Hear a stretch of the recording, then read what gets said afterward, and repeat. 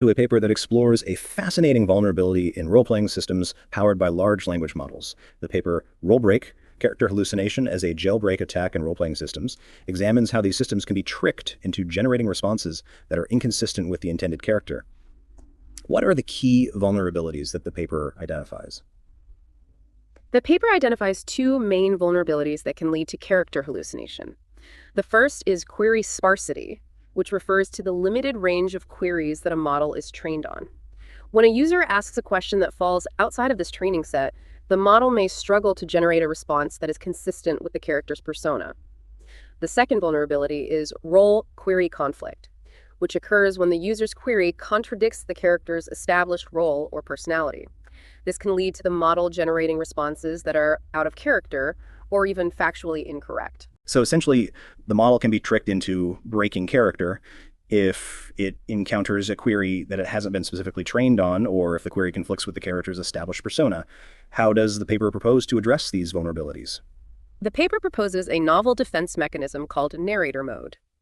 This approach involves generating supplementary narrative context to help the model better understand the user's query and resolve any potential conflicts with the character's role. The narrator mode works by automatically generating a global outline of the character's background, personality, and interaction rules, as well as a local plot that describes the specific scenario of the current interaction.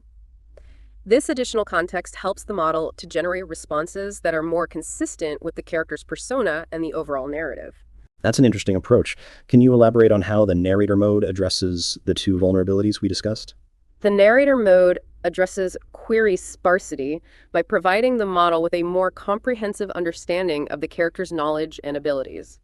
By generating a global outline, the model can access information that may not be explicitly stated in the character's initial description. This helps the model to generalize to new queries that it hasn't encountered before. The narrator mode also addresses role query conflicts by providing a framework for resolving these conflicts. By generating a local plot that describes the specific scenario of the interaction, the model can better understand the context of the query and generate a response that is consistent with both the character's role and the user's intent. So the narrator mode essentially acts as a storyteller that helps the model to stay on track and avoid generating responses that are out of character. How does the paper evaluate the effectiveness of the narrator mode? The paper evaluates the narrator mode using a custom dataset called RoleBreak Evil. This dataset contains a variety of queries designed to induce character hallucination, including queries that are outside of the character's domain knowledge and queries that conflict with the character's established role. The paper compares the performance of the narrator mode to several baseline models, including models that have been specifically trained for role-playing and models that employ rejection-based strategies to mitigate hallucination. And what are the results of this evaluation? The results show that the narrator mode significantly outperforms the baseline models in terms of reducing character hallucination and improving story coherence. The narrator mode is able to generate responses that are more faithful to the character's persona and the overall narrative, even when faced with challenging queries. The paper also conducts an ablation study to evaluate the contribution of each component of the narrator mode. The results show that all components of the narrator mode are essential for its effectiveness. So the narrator mode seems to be a promising approach for mitigating character hallucination in role-playing systems. What are some of the limitations of the narrator mode as identified by the paper? The paper acknowledges that the narrator mode is not without limitations. One limitation is that the narrator mode relies on a predefined set of rules and guidelines for generating narrative context. This means that the narrator mode may struggle to handle unexpected or novel scenarios that fall outside of its predefined framework. Another limitation is that the narrator mode can sometimes lead to over-reliance on narrative context, which can result in responses that are overly verbose or repetitive. So there's still room for improvement in terms of making the narrator mode more adaptable and less prone to generating overly verbose responses. What are some of the potential future directions for research in this area?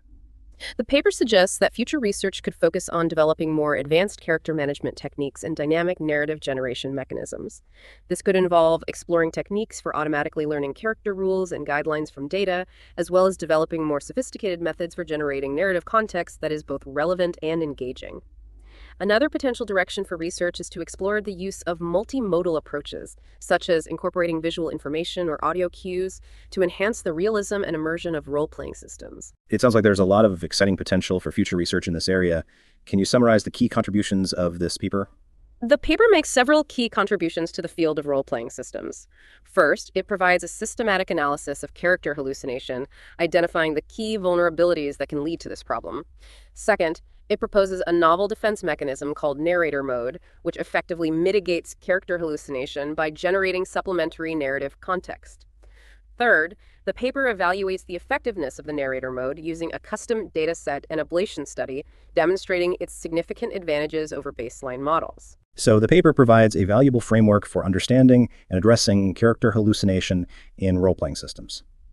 What are some of the ethical considerations that are raised by this research? The paper acknowledges that the potential for misuse of role-playing systems is a significant ethical concern.